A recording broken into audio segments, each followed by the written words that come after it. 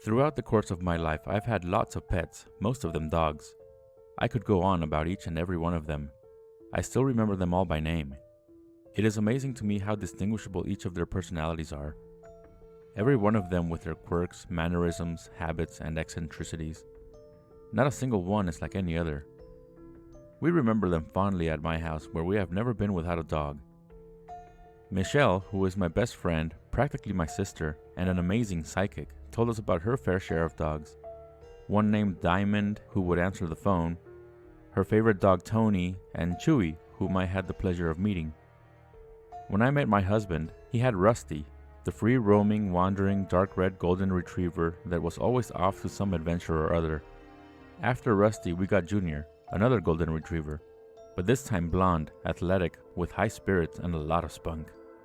Then came another golden named Ralph, who was almost like a doctor, always concerned for my well-being, both physical and emotional.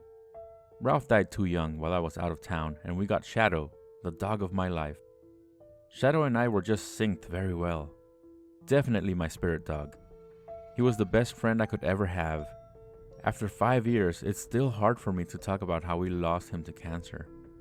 Our current dog is a reddish golden retriever named Nugget.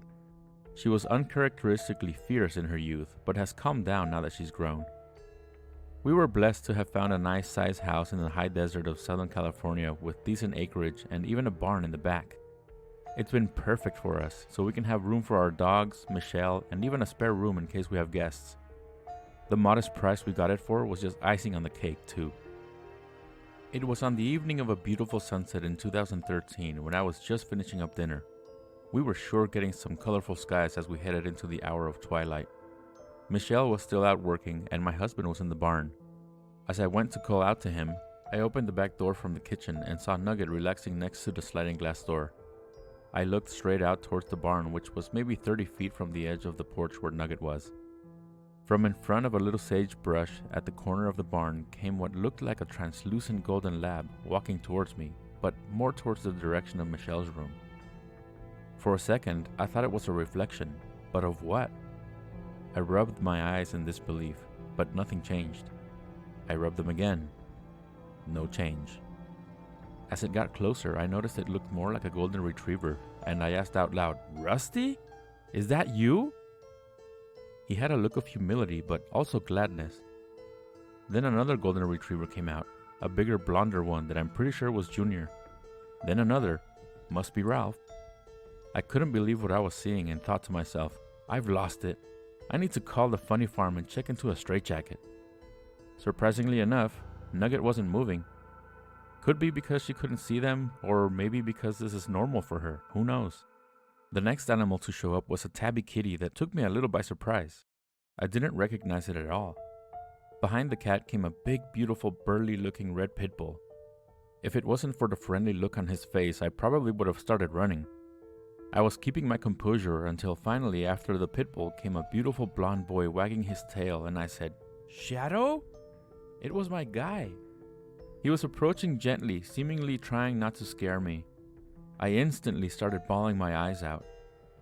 I tried calling him to come closer, and he veered off the path the others were on and only came as close as the concrete outside my porch and lied down. He didn't come any closer. After a moment, he got up and started back on the path of the other animals and disappeared behind the house.